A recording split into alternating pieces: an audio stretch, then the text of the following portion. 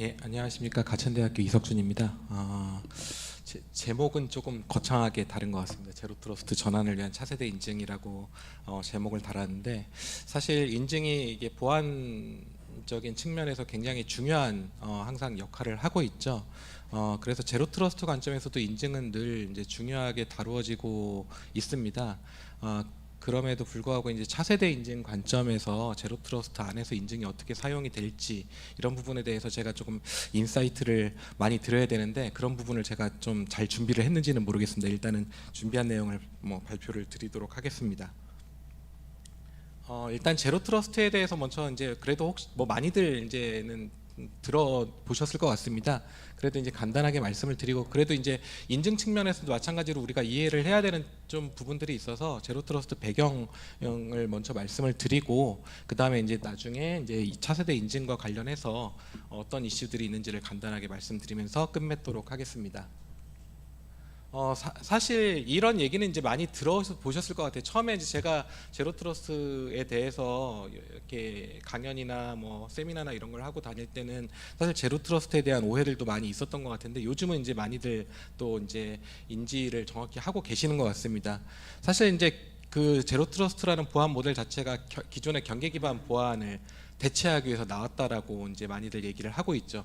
그 이유는 이제 크게 보면, 우리가 이제 보안 경계를 두는 것 자체가 사실은 그 어떻게 보면은 과거의 기술력의 한계일 수도 있고요, 보안 철학의 약간 잘못된 설계였을 수도 있지만, 사실은 그 당시에는 그게 최선이었을 수 있기 때문에. 왜냐하면 이제 보안은 우리가 늘 안타까운 부분이 어떤 새로운 서비스를 창출한다기보다는 내가 가지고 있는 것을 어떻게 잘 지키느냐의 측면이 강하기 때문에 결국 비용을 수반을 합니다.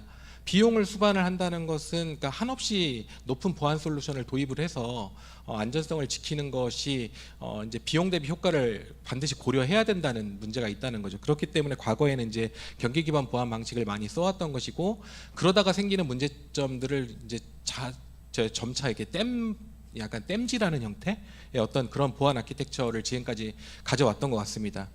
경계 기반 보안이라고 하면 늘 그렇죠. 이제 우리 기업 안쪽에 있는 세상과 그 다음에 기업 바깥에 있는 세상의 가상의 경계를 두고, 그 경계라는 것은 네트워크를 기준으로 해서 경계가 생깁니다. 그러면 이제 바깥에는 위험한 해커들이 많이 있을 수 있으니까 진입점 부분에서 아주 강력한 보안 체계를 만들어 두는 거죠. 오가는 패킷들 다 감시하고요. 물론 다 들여다볼 수는 없어요.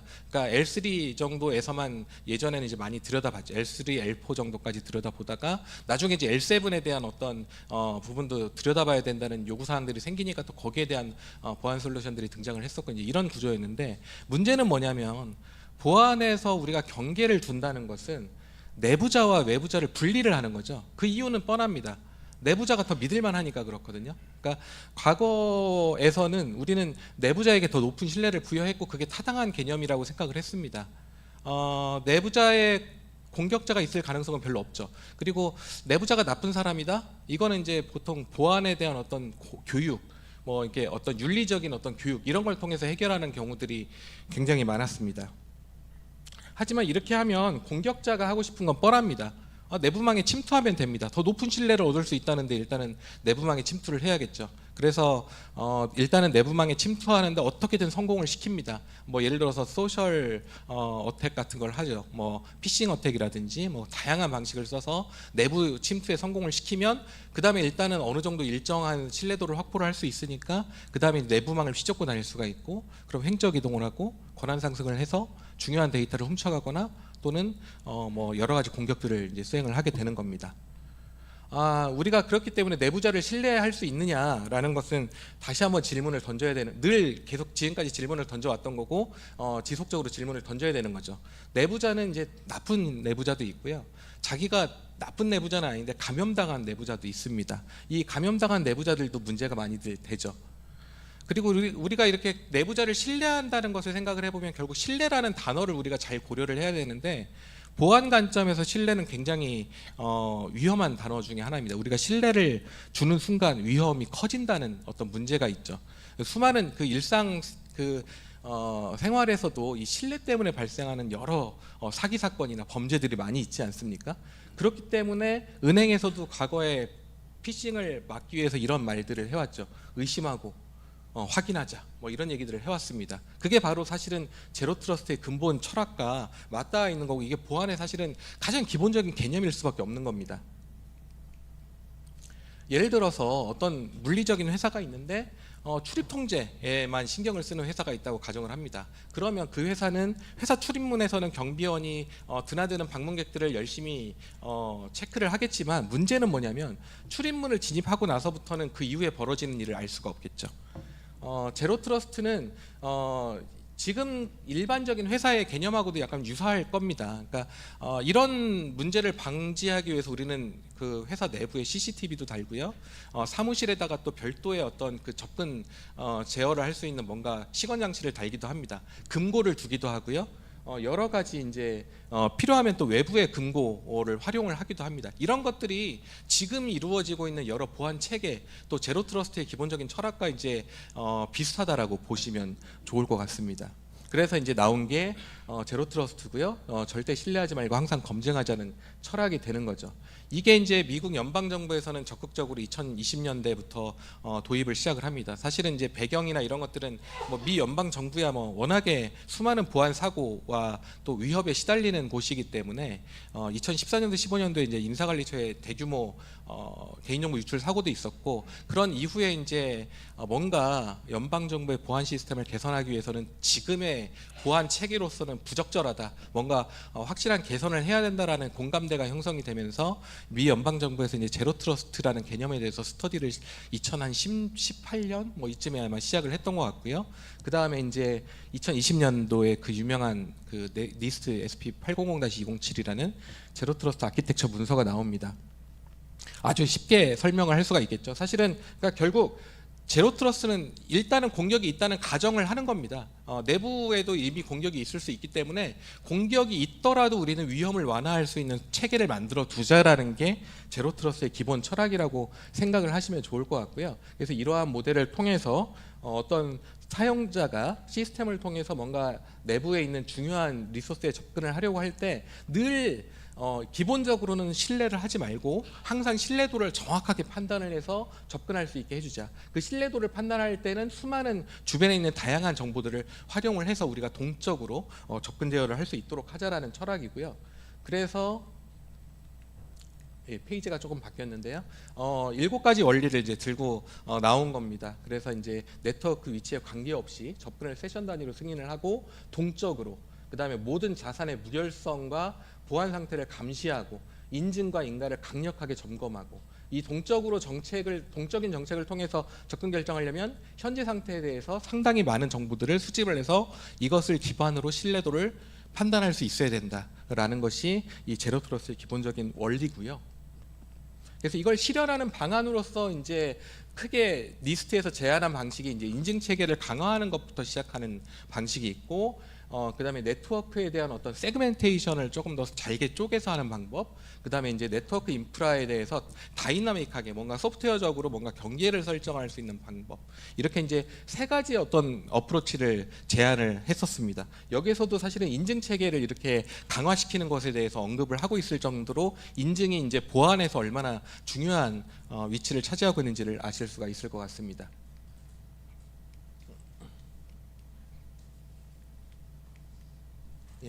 2021년도에 바이든 대통령은 행정명령을 통해서 제로 트러스트를 연방정부가 적극적으로 도입을 해야 된다라고 주장을 했고, 여기서 니스트의 표준을 따르라고 얘기를 했었고요.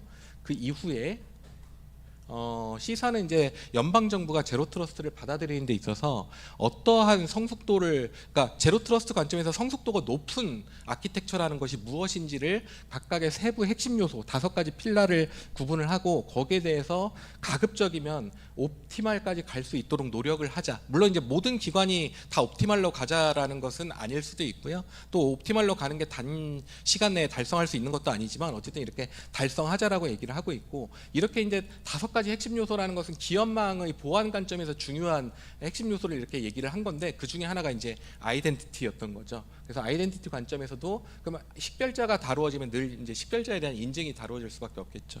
그러니까 이 식별자가 중요하게 다루어지는 이유가 뭐냐면, 결국에는 우리가 기업망 내지는 어떤 기관의 네트워크 관점에서 보면 누가 어떤 리소스에 어떤 접근 권한을 가지고 있는지를 정확하게 알아야 우리가 그 접근 그 권한에 대한 결정, 접근에 대한 결정을 아주 세밀하고 정확하게 할 수 있지 않습니까? 그런 관점에서 봤을 때 누가에 해당하는 이 아이덴티티와 디바이스가 정확하게 인지가 돼 있어야 되고 거기에 대해서 정확하게 인증할 수 있어야 되고 거기에 보안 문제가 없어야 된다라는 것을 의미한다고 보실 수가 있을 것 같습니다.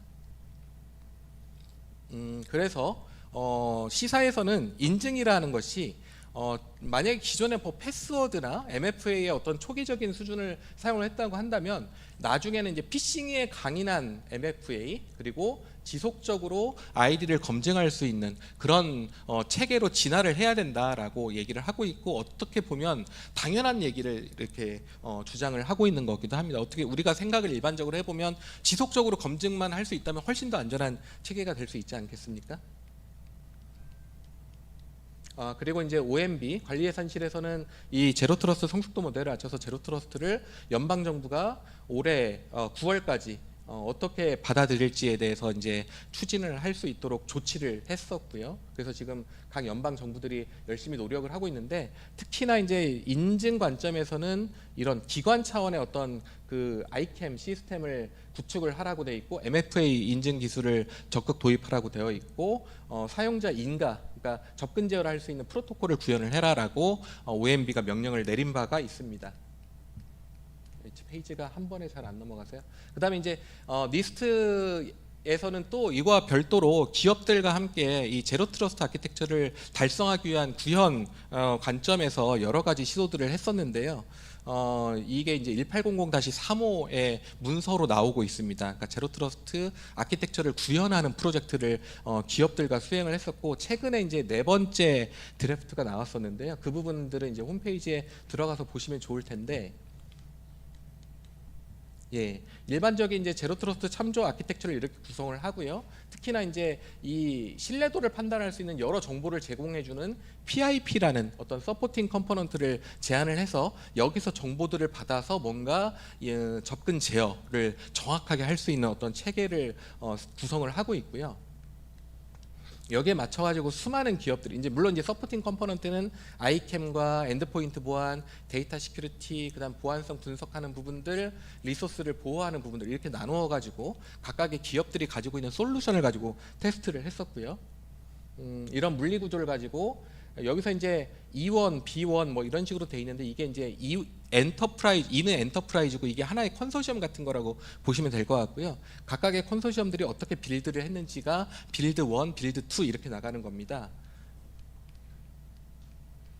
그래서 이 수많은 기업들이 각각의 어떤 뭐 동시에 여러 개의 엔터프라이즈에 소속된 기업들도 많이 있었는데요. 어쨌든 이렇게 여러 가지 뭐 일단은 인증 체계 강화에 대한 부분부터 시작을 해서 지금은 SDP나 마이크로 세그멘테이션이나 세시까지 같이 이렇게 구성할 수 있는 어떤 형태로 참조 아키텍처를 실증을 해보았고요. 여기서 이제 제가 굵은 글씨로 쓴 것들은 여기서 이제 그 접근 제어 엔진, 그다음에 접근 제어 이제 그 뭐죠 폴리시에 대해서 이제 최종적으로 결정하는 부분, 그다음에 이제 실제로 실행하는 부분들까지 담당하고 있던 회사들을 제가 조금 더 굵은 글씨로 표현을 한 겁니다. 그래서 다양한 회사의 제품을 가지고 이렇게 많은 실험을 했다는 것을 알 수가 있고요.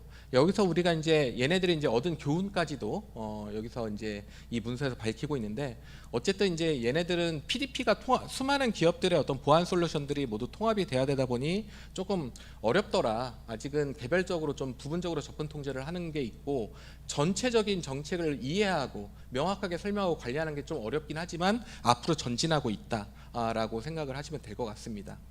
처음에는 이제 인증 체계부터 시작을 했지만 이제 조금 더 많은 기능들을 현재 테스트를 하고 있고요. 시사가 이제 제로 트러스트 전담 조직을 설립해서 미 연방 정부에서는 이렇게 적극적으로 지금 받아들이고 있습니다.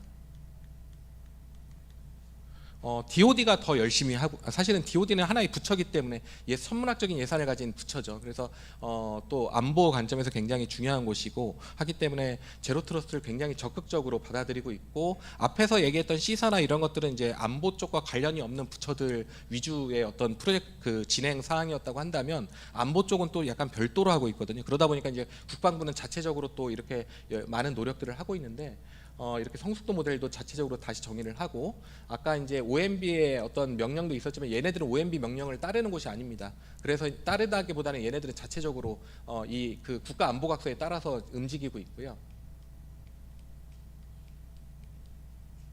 전담 조직도 설립을 하고 거기에 맞춰 가지고 기업망 관점에서의 여러 핵심 요소들을 구분을 하고 그 다음에 각각의 그 기능들을 조금 더 세분화해서 캐퍼블리티라고 얘기를 하는데요. 약간 솔루션에 조금 더 가까운 형식으로 조금 더 정리를 하고 그것들을 언제까지 달성할지에 대한 로드맵까지 이렇게 구성을 했습니다. 이게 이제 타겟 레벨을 어떻게 구성을 하겠다.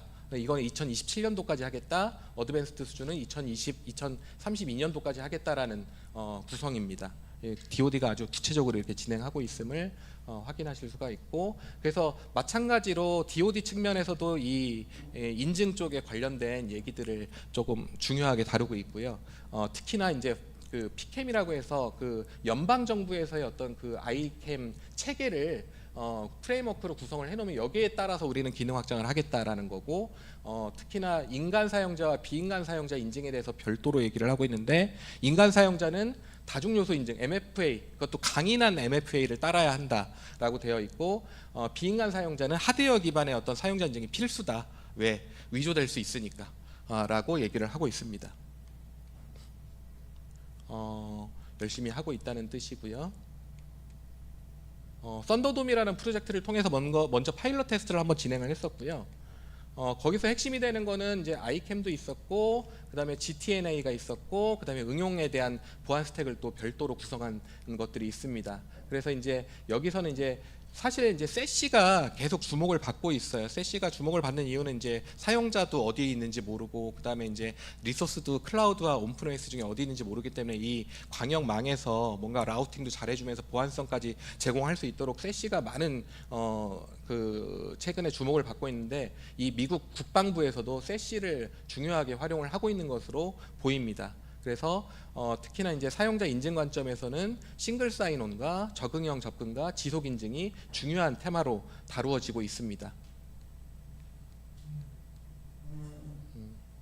예. 그래서 썬더돔은 지금 파일럿 테스트가 아니고요, 실제로 이제 적용하고 있는 프로젝트입니다. 부지앨런 해밀턴이라는 그 방산업체가 대략 680만 달러인가, 하여튼 뭐 정확히 금액은 생각이 안 나지만 이제 최근에 후속 생산 단계로 전환이 돼서 지금 현재 이제 올해 말까지 60개 사이트를 배포를 할 예정이라고 하고 있고, 그러니까 이제 국방부에서 실제로 활용하고 있는 거고 계속 발전을 시키려고 하고 있는 것으로 보입니다.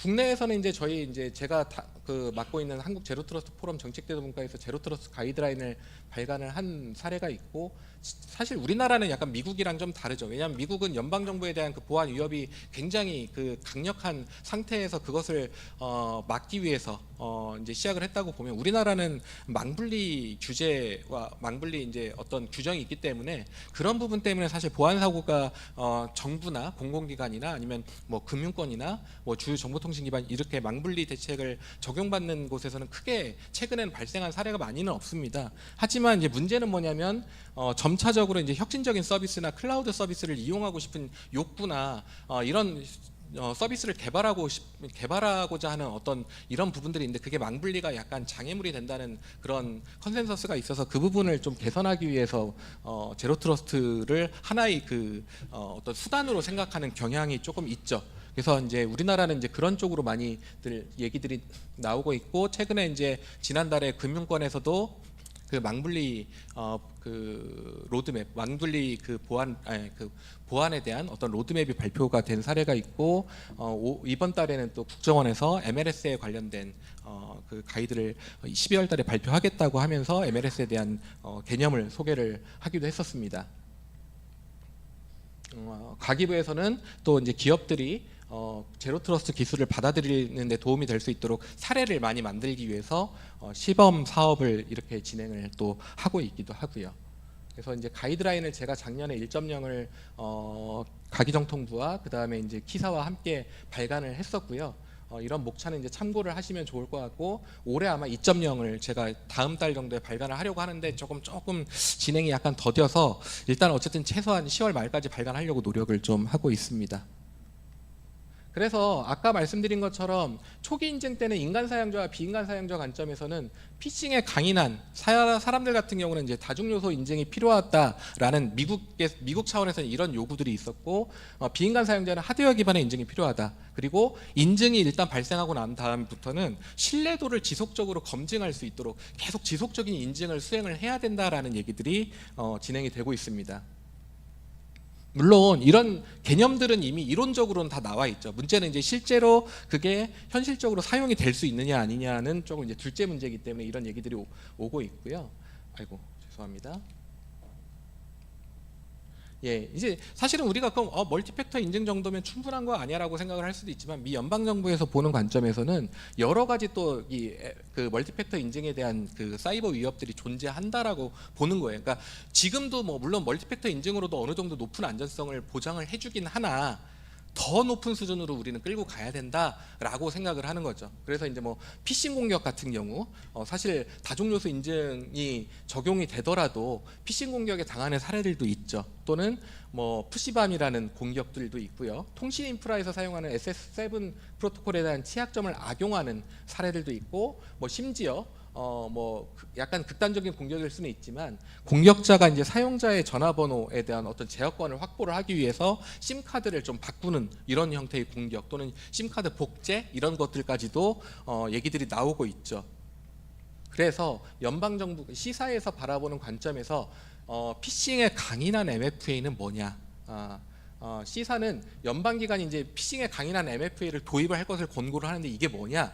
일단 파이도를 쓰거나 혹은 PKI 기반의 멀티팩터 인증을 쓸 것을 요구를 하고 있는 겁니다. 그래서 이제 웹OCN 같은 파이도2 표준 같은 것들을 좀 활용을 했으면 좋겠다. 그래서 별도의 물리적 토큰을 우리가 USB나 NFC 같은 걸 써서 연결해서 우리가 연결하는 그런 것들을 노트북의 모바일 기기에 내장해서 쓸 수 있도록 하는 체계가 있어야 된다. 그리고 혹은 더 강력한 PKI 기반의 MFA를 쓸 수 있으면 좋겠다. 물론 이제 장단점이 있습니다. 왜냐하면 PKI 기반의 MFA 같은 경우는 좋긴 한데, 우리도 뭐 공동인증서나 뭐 금융인증서 많이 써봤지만 금융인증서까지는 좀 편하긴 한데 그래도 약간의 불편함들이 좀 있지 않습니까? 그리고 이제 그런 그게 이제 또 이왕이면 더 안전하려면 이게 하드웨어 칩 안에 담기는 게 가장 좋은데, 그런 것들이 과연 얼마나 잘 이루어지는가를 생각을 해보면, 일단 가급적이면 스마트 카드 보안 칩에 있었으면 좋겠다. 그리고 핀이나 비밀번호를 써서 카드가 기계에 직접 연결된 후에 비밀번호를 입력할 수 있는 형태로 가는 게 훨씬 더 피싱에 강인한 그 멀티팩터 인증이다라고 주장을 시사는 하고 있습니다. 아마도 연방 정부는 조만간 이런 체계로 진행을 할 거라고 생각이 들고 있고요. 물론 이런 것들도 우리가 일종의 뭐 멀티팩터 인증으로 볼 수는 있지만 안전성 수준이 조금 더 낮은 것은 우리가 감안해야 된다라는 거죠. 그래서 연방 정부는 이런 다중요소 멀티팩터 인증을 받아들일 것으로 생각이 되고요. 장기적으로.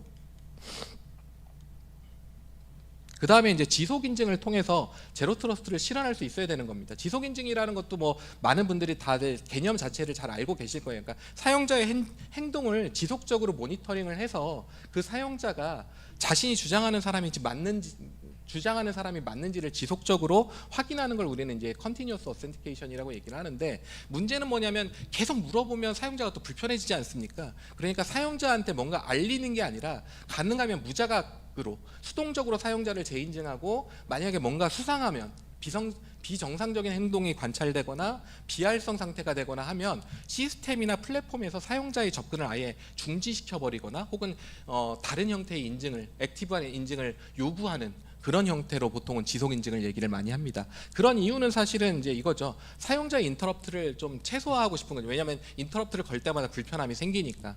그래서 가급적이면 우리는 사용자 행동과 접근 패턴에 대한 인사이트가 있어요. 아까 이제 뭐 이제 그 앞에서 권 교수님께서 이제 수많은 AI에 대해서 얘기도 하고 있지만, 이런 부분들을 학습을 해서 사용자가 정상적인 범위를 벗어난 것을 판단을 해서 재인증을 요구를 하는 이런 형태의 기술들이 좀 필요한 것으로 보입니다. 지속 인증이라는 것들은 그래서 이제 수많은 얘기들이 있죠. 사용자의 행위를 볼 수도 있고, 사용자의 위치를 볼 수도 있고, 사용자의 뭐 그다음에 바이오메트릭 같은 어떤 여러 가지 다른 정보를 요구를 할 수도 있을 겁니다. 이런 것들이 가급적이면 그 수동적으로 무자각으로 인증할 수 있는 형태로 잘 학습이 되고 정확도가 높은 형태로 학습이 되어 있어야 사용자의 불편을 최소화하면서도 보안성을 최적으로 높일 수 있는 그런 형태가 되지 않을까 싶고요. 이게 앞에서 시사의 그 제로 트러스트 성숙도 모델 관점으로 보면 가장 높은 옵티멀 수준의 그 사용자 인증이 될 것으로 보입니다. 뭐 이거 말고도 사용자의 행위를 더 아주 면밀하게 판단을 해서 예를 들어서 키보드를 입력하는 패턴이나 마우스나 아니면 이 터치하는 패턴을 파악을 해서 이게 정상 범주를 벗어나는 것을 파악하는 기술들에 대한 얘기들도 있고 수많은 그 컨티뉴어스 어센티케이션에 대한 논의들이 있죠. 이 어떤 것이 시장에서 살아남을지 이런 부분들은 사실 제가 감히 예측하기는 어렵지만 어쨌든 이제 다양한 형태의 그 지속 인증 기술들이 출현을 할 것이고 시장에 나올 것이고 그 중에 이제 또 일부 기업들이나 기관의 특성에 맞춰서 최적화된 지속 인증 기술들이 나중에는 한 뭐 수년 후부터는 많이 도입이 되지 않을까라고 생각을 합니다. 일종의 이제 금융에서 얘기하는 그 뭐죠? 그 이상 행위 탐지하는 기술들도 이것과 약간 유사한 개념인데 이게 이제 훨씬 더 이제 진화된 인증이라고 보시면 더 좋을 것 같습니다.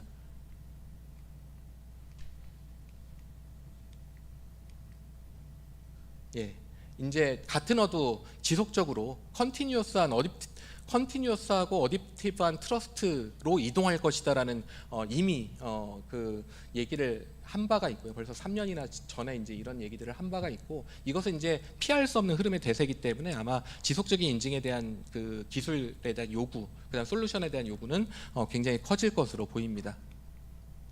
미 연방 정부는 제로 트러스트를 적극적으로 도입하고 있고 인증에 대해 미국 연방 정부에서 특히 인증을 바라보는 관점에 대해서 조금 더 말씀을 드렸고요. 제로 트러스트 전환을 위한 차세대 인증 관점에서는 결국에는 이제 피싱의 강인한 그냥 다중 팩터 인증이 아니라 피싱의 강인한 다중 팩터 인증 그리고 컨티뉴어스한 인증이 우리 조금 더 높은 수준의 제로 트러스트 달성을 위해서 많이 채택이 될 것이다라는 말씀을 드리면서 또 어떤 면에서 보면 아까도 말씀드렸지만 보안 체계에서 가장 중요한 것은 결국 누가 무엇에 어떻게 접근할 수 있는가가 가장 중요한 겁니다. 거기서 누가에 해당하는 게 결국 누구를 증명하는 게 인증이지 않습니까? 인증은 끊임없이 또 이 공격자와의 싸움에서 가장 선봉에서 아마 방어하는 기술이 될 것이라고 생각을 합니다. 예, 이상으로 발표를 마치도록 하겠습니다. 감사합니다.